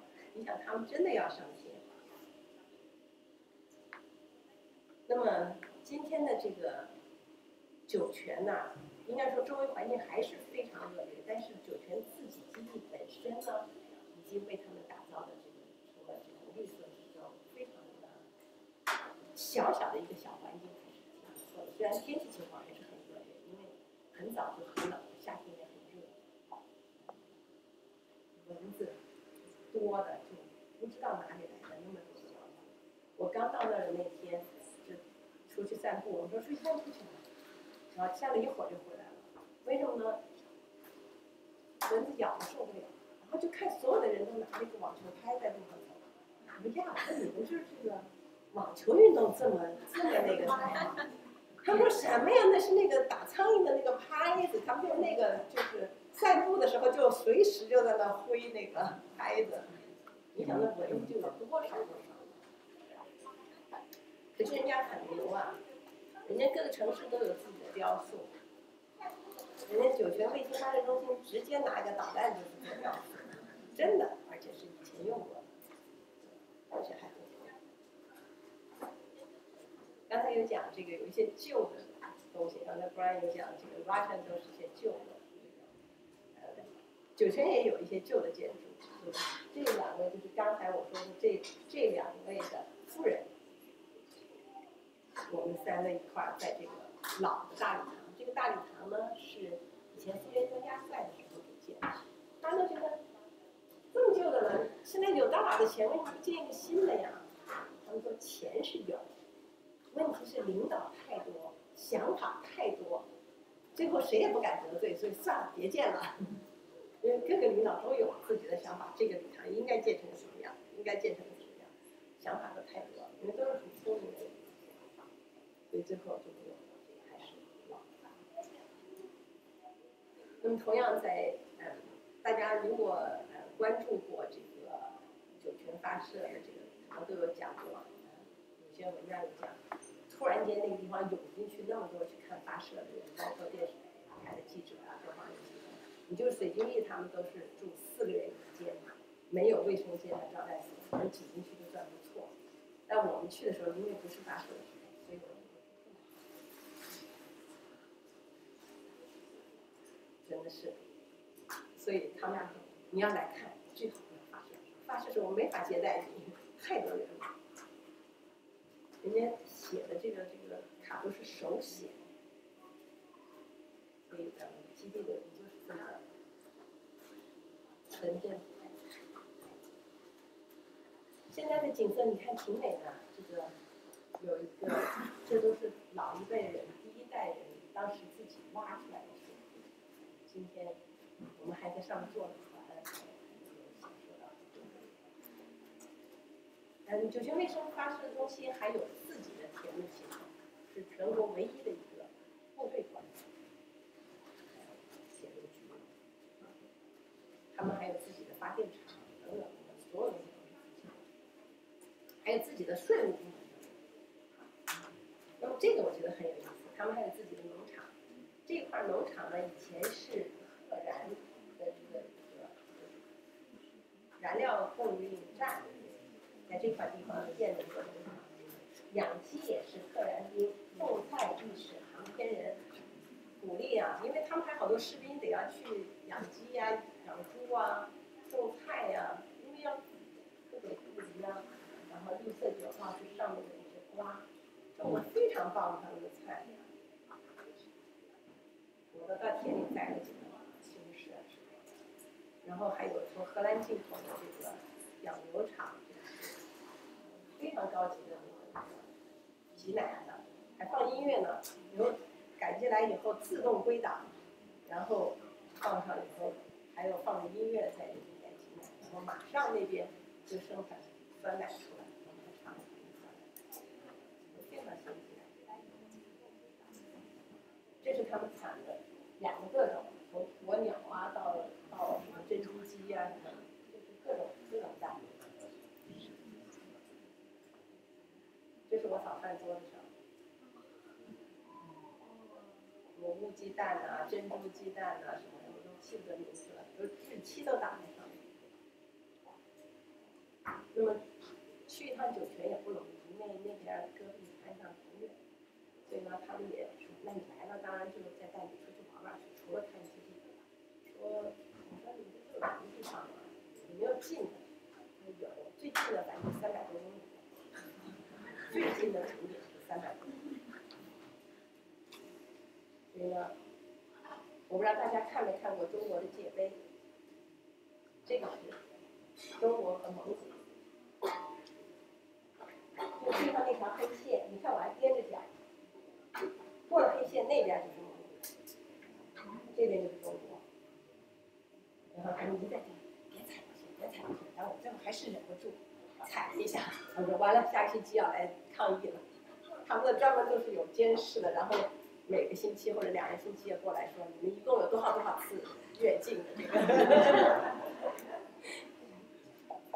就是去了这个跟这个蒙古交界的地方，也看到好多蒙古大叔很可爱的，然后开着非常破旧的这个，但是很快乐的这个货进过来做买卖。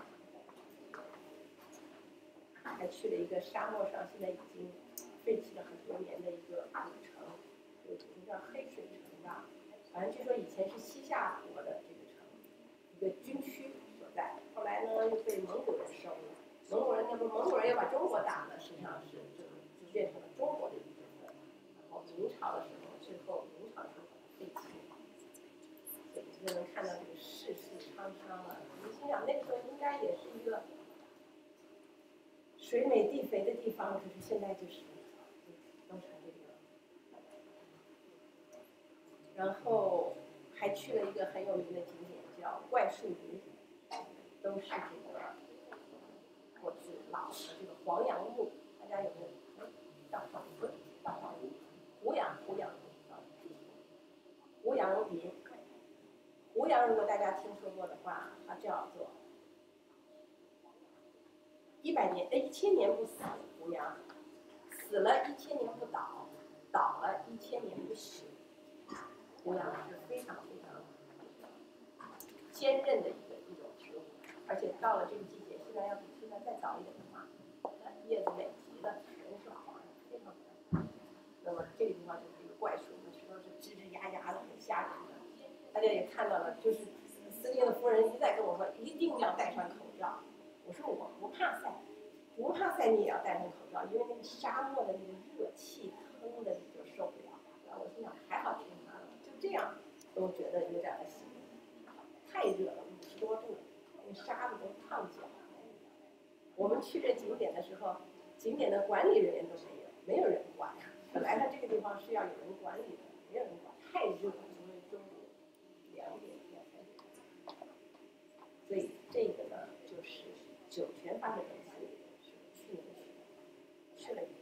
真正的体会我们中国的航天事业真的是来之不易，有今天这样的成就。刚才有好多东西，我就希望能够，如果刚才所阿姨讲的有个别地方你们觉得没有太听明白，希望我讲的这部分能够略微弥补一点点。那么最后一点呢，就是今年夏天，带着我们的夏令营也是好不容易申请下来的，带着我们夏令营的孩子们到了这个文昌发射基地，这是我们中国最先进的发射基地，也有幸我们去基地参观，而且还上到塔架上去。那个楼呢是他们的控制楼，参观了，但是当时因为海南那边地方上他们控制比较严，所以我们没有拍照相，没有照太多。这个是到了这个塔架上头，你看边上就是海。刚才我们有说为什么要在文昌建呢？因为从文昌可以海上运输。你在西昌的话，为什么火箭只能是瘦的？因为到西昌的火车要过很多的山洞，你受这个山洞的限制，你那个火箭就只能那么细。所以中国的火箭一直看起来比美国的漂亮很多，因为很苗条，瘦长长。但是其实是并不理想，因为太长了，它稳定就不好控制。所以粗一点、胖一点。那么在那儿还收获了2个这个师弟、学弟，是我们国防科大毕业设出来的器械。这是他们还带我们到了9公里以外有一个观测站，也就是说火箭飞起来以后，有这个天文望远镜遥控遥测来观测，是打开了望远镜。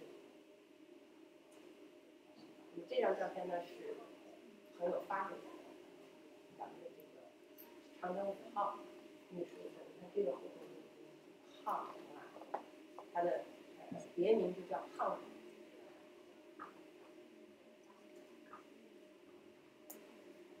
这张也是它在这个垂直的这个运送过程中的照片。最后一张呢就是从海南发射的长期的这个。谢谢大家。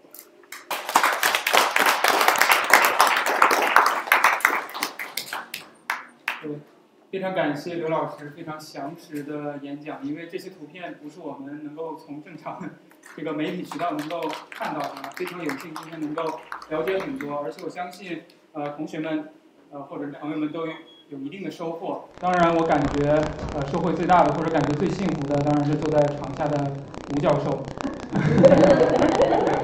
因为刘老师不断的在给我们精彩的讲故事的同时，还不断的撒着狗粮啊。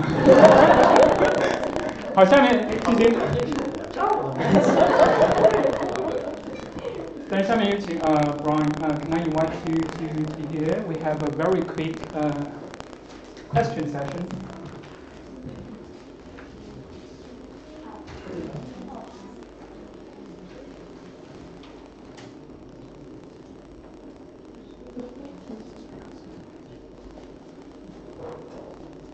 Okay. We have got some questions from online, and they are very special. I will leave them later. First, I would like to ask if both of you have questions to each other. Yes. Please don't to be technical or.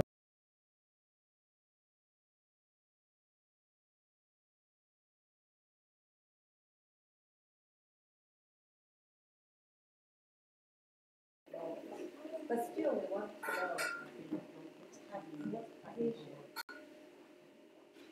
compared to States, Russia, India, Japan.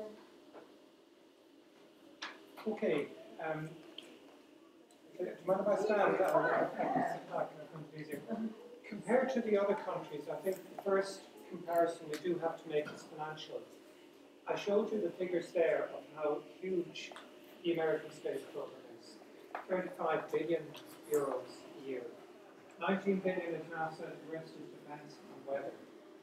Chinese space program around 3 or 4 billion.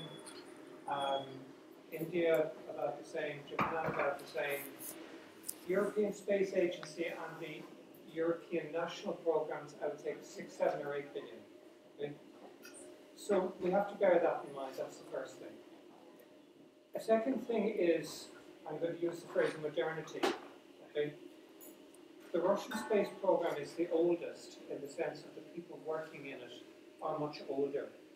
And that is because very few young people have gone into the Russian space program in recent years because of the economic turmoil in Russia in the 1990s and their continuing budgetary programs. The Chinese program has the youngest workforce by a very big margin. In terms of launch rate, from 1966 onwards, Russia was always the leader. Russia launched more rockets and satellites every single year from 1966 until about 2 years ago. But for a variety of reasons that has fallen back. They have problems with one of their launches, the Proton and so on. China used to launch 1 or 2 rockets a year in the 80s, even into the 90s, but that rate has begun to increase a lot. And last year, China launched more successful satellites than any other country for the first time. So it was China first, United States second, and Russia third, which is quite unusual. In terms of scope of the program, the Americans are the masters of the solar system. The Americans have sent robotic space probes to every planet in the solar system, and Pluto, which was a planet, and their spacecraft New Horizons was going on to the outer belt, and Voyager 1 and 2 have, Voyager 1 has left the solar system. It's in interstellar space. Voyager 2 will do so as well. So the Americans are the masters of the solar system, and no country has come near. It is true that there is a Japanese probe orbiting Venus. The Russians had early successes with Mars and Venus, and China will launch its first Mars probe in 3 years' time. But there is no real comparison there. So I would say if we look at the top 3 countries, the United States has to be the leader in terms of ambition, spending, scope, achievement, and the United States have done moon landings, even though it's a long time ago now. Second is Russia, because it has a very big and wide program. The third is definitely, and it's a very close third behind, is China. Only 2 countries can launch humans into space now, China and Russia. After the shuttle retired in 2012, the Americans lost the capability to launch their own astronauts. If you see American astronauts in space now, they were all launched by Russian rockets, and they return in Russian Soyuz spacecraft. However, back to China, I would say that one thing that we haven't seen a lot of, but we'll see a lot of, is the Chinese scientific space program, with probes going to planets in the solar system, studying the physics of stars, astrophysics, and so on. And that is quite a big program. There was a document published by the Academy of Sciences called Roadmap 2050 in China, which said we want China to be the world's leading scientific nation by 2050. We want at least half of all scientific papers in the world by 2050 to be published in China. We want half of the discoveries made in science to be undertaken in China. And that is a hugely ambitious program. On the other hand, none of these programs that have promised before have not happened. So I think of the 3 countries, it's China's ambition is the one that should be watched the most. I don't know if that answers it, but it's trying to create some kind of perspective. Okay. India and China do not have the capacity to launch their own astronauts. Indians have traveled in space, yes. There was an Indian flew to the Russian Salyut space station. There was an Indian woman was lost on Columbia in 2003. Japan has astronauts flying to the space station courtesy of Russia and courtesy of the United States. But India and Japan will not develop their own capacity to launch their own astronauts for a long time. India is very good at some things. India has got a probe in orbit around Mars. That's a great achievement. India has had a moon probe, Chandrayaan. Its next moon probe is next year. The Japanese have sent probes to Mars. Venus, I've mentioned to you before. One of the laboratories on the International Space Station, Kibo, is Japanese. So the Japanese have a very strong presence in space. But if I had to look at the Asian space race, if you call it that, I would say China, Japan, and India in that order. But they're not all trying to do the same thing. So the word race we have to be a bit careful with. Yeah. Thank you. Do you have any question to Sorry, I was. No, it's okay. Well, I would love to ask you about a lot more of your pictures, but we'll do that another time, I think. Okay. 我们把更多时间留给现场的观众，有没有哪位同学或者朋友有问题？珍惜这个机会。有没有？没有。您说吧，您直接跟他交流。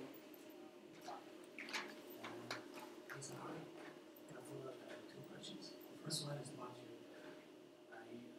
your lunar project. So do you have those in English there?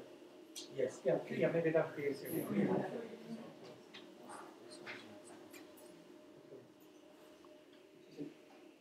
Yeah, I have some questions. I'll try to do them all now if I can. That's all right with you. Okay. Is it possible that the moon itself has an artificial? How do you mean? Explain this to me. Your theory, the moon is artificial, probably made by alien. As long as it's no alien. It's possible. I don't think so. It's very wrong. Most people say it's really rocky. Okay. There was a great film done several years ago about how all the German rocket scientists in the Second World War escaped and set up a base on the far side. It's a gothic science fiction movie. You should see it. But I personally don't think so. Okay. Is there a theory of the moon is hollow and there are lots of things going on the far side? We can't see it. The far side we can see because spacecraft orbit the far side and take pictures of it. I think we know from radar soundings that the moon is not hollow. But the Russian astronomer Yosef Shklakovsky did look at the moons of Mars, Phobos and Deimos, and he said their behavior is very odd. I wonder, are they hollow moons left there by traveling civilizations? But we know now that that's not the case because the Russian Phobos 2 spacecraft came very close and the rocky asteroids really. But it was an interesting idea, and he wrote books about it, and he was a person who used to excite a lot of interest about the science fiction of space travel. Okay, there's a film called Interstellar about astronauts going through the stars in a wormhole. Do you think we will have a machine that can transport people and objects into the past and the future? This is Star Trek stuff, okay? But I was in Moscow last week, and one of the great Soviet-Russian physicists called Nikolai Kardashev began to write about wormholes and transportation way back in 1964. And funnily enough, the physics is actually catching up with him. And he drew a nice diagram of how maybe the idea of wormholes, travel in time, traveling into different universes, is not such a mad idea after all. I'm not really in a position to comment, but it's interesting that some of the ideas that you saw a lot in Star Trek and some of the science fiction of the 1960s are not as crazy as we originally thought. But it'll be a while till we find that out, I think. I'm sorry, there are just a couple of others. Did I ever go into space? Who asked that one? No, I didn't. But I wish I did. Okay. I did go to the Yuri Gagarin Cosmonaut Training Center, and I went around in the centrifuge, and that was fun. Okay, because you follow the same profile as the launch. They speed you up to 4 times gravity, which is the same as the Soyuz rocket, and you weigh 4 times your normal weight, and you have to learn to breathe, not through here, but through your stomach, because your stomach muscles are stronger. But they're very clever in start time. There's a little thing you hold here, you squeeze it, okay? And if you get afraid, you just let go and the machine stops, okay? Or if you become unconscious, you let go anyway. Yes. But the thing that I wasn't ready for was they simulate when the lower stages drop off, okay? And suddenly you're whooshed forward like that. And I wasn't ready for that, and that was quite frightening. Is training for the space program hard in Ireland?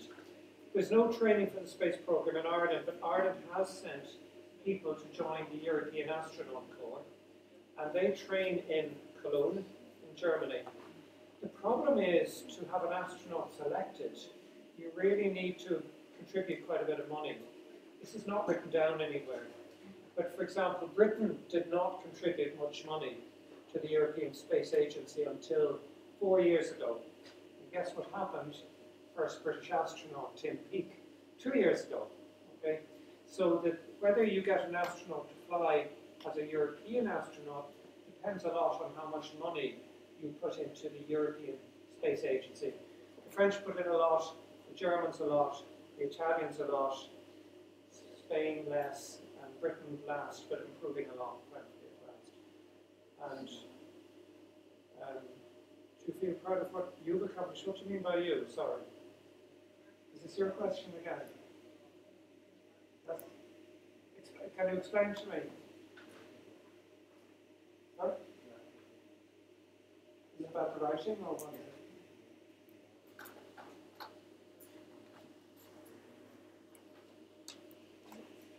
Sorry, I don't really understand the question. If I did, I'd answer. I'll talk to you after, okay? Thanks. Thank you. 下面有几个网上来的问刘老师的问题。中国航天对于人才的需求是否只限于军工院校或者国内高校？因为海外留学归来的人加入航天队，航天乐队人才的需求最近30年有没有变化？如果有变化，现在这个问题问的吧，我其实应该没有资格回答这个问题。但是据我所知呢，肯定不是只限于国内的高校，更不是只限于国内的这个军工，就是部队的院校。就像我们去的这一批里头，都大部分都是地方院校去。还有呢，就是我相信海归的这个人才肯定是受欢迎的，在许多地方。现在国家的对人才的需求在哪里都是如饥似渴吧。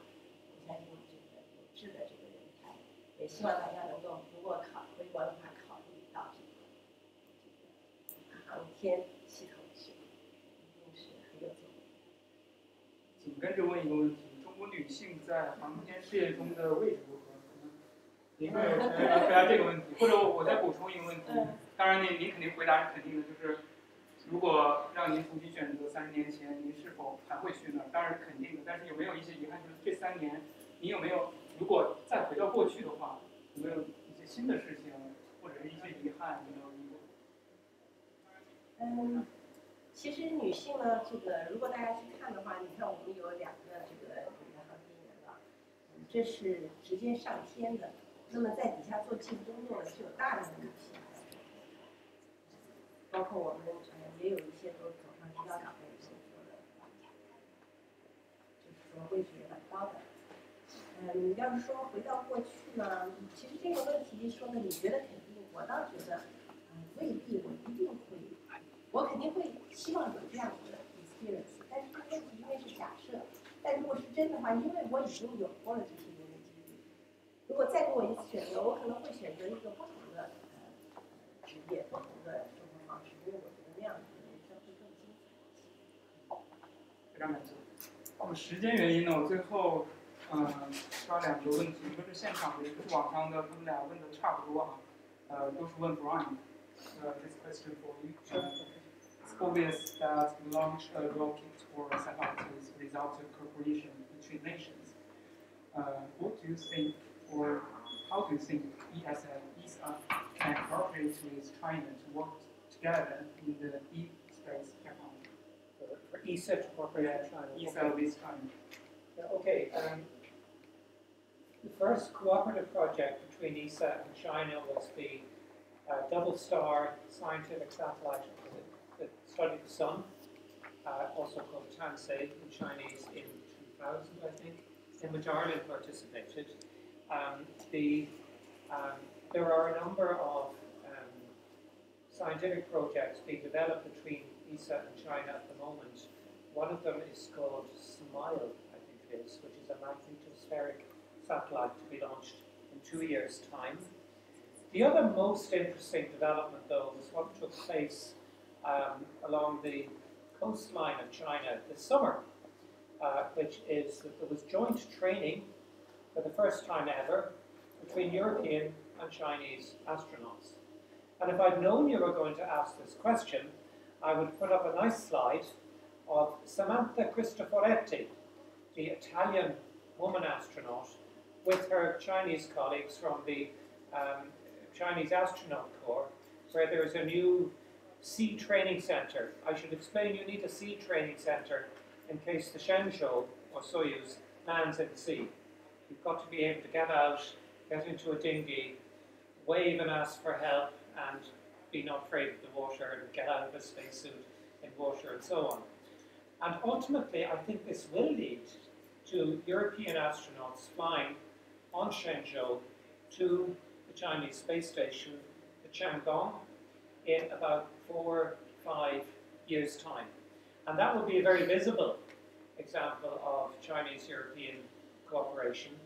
There's also been cooperation in studying Earth resources called the Dragon program, in which ESA has worked with Chinese scientists on how do you use space satellites to observe the Earth for natural resources, disaster prevention, agriculture, and so on and so forth. So there has been quite a bit taking place, and there will be more.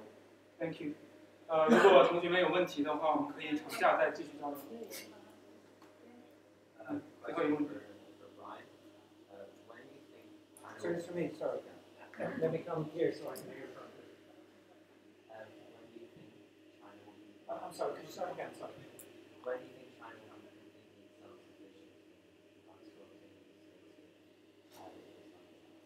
obtaining space data? I think it is. I think China has such a range of satellites in orbit at the moment and has built quite a big data infrastructure. I didn't speak about the other satellites at all this evening, but China has its own weather satellites called Fengyun, communication satellites, a navigation satellite system like GPS, except it's called Baidu, and Earth observation satellites, Haiyan, and so on and so forth. And there's a big new space data center has been constructed in China. So I think China is very self-sufficient in space data already. There are some gaps in the Chinese space program that have still to be developed. One is what's called astronavigation, which is the ability to look at the stars to say, well, if they're there and I'm here, how do I get to be there? But get the computer to figure that out. Okay? That was something the Soviet Union achieved in 1971. But when I showed you the interception of Tutatis, that was essentially aimed at Tutatis. It didn't navigate its own way there, which makes the achievement, I think, all the more remarkable. But there's a new Chinese satellite called ACPI, which is figuring out where all the signals are from pulsars. You know, the stars that emit these very short, sharp signals. Because we know where the pulsars are, their signals are very precise, and ACPI is learning to navigate not by the stars, but by pulsars, which is a very sophisticated way to do it. So I think that is an area where China has made a lot of progress in recent years. The other one is rocket engines, where the best rocket engines are still made in Russia. They're about 20 or 30 years ahead of any other country, including the United States. That's because Russia started its rocket engine laboratory in 1928. Okay? And their rockets are the most powerful ever. American rockets are powered by Russian engines.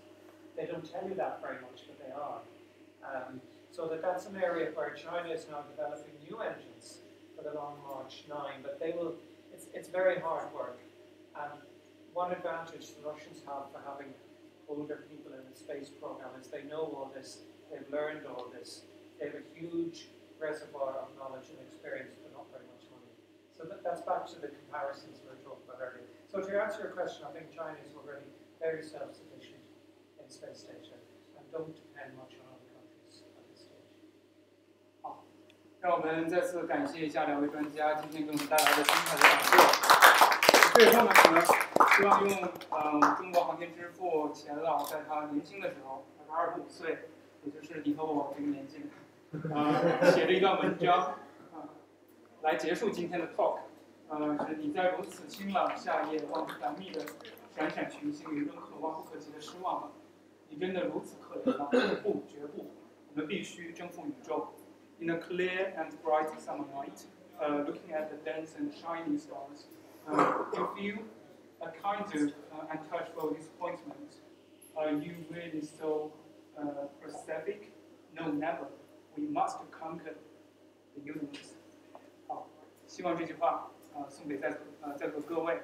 让我们最后感谢一下我们的工作人员。Let's thank the staff from Bank of Ireland for their help and the support tonight. 最后，我们刘会长会把今天的礼物送给 Brian 先生。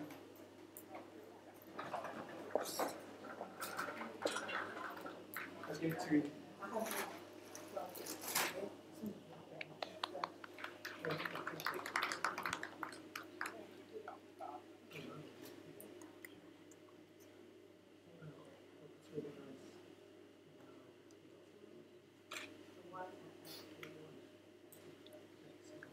中国西昌卫星发射中心的集邮册。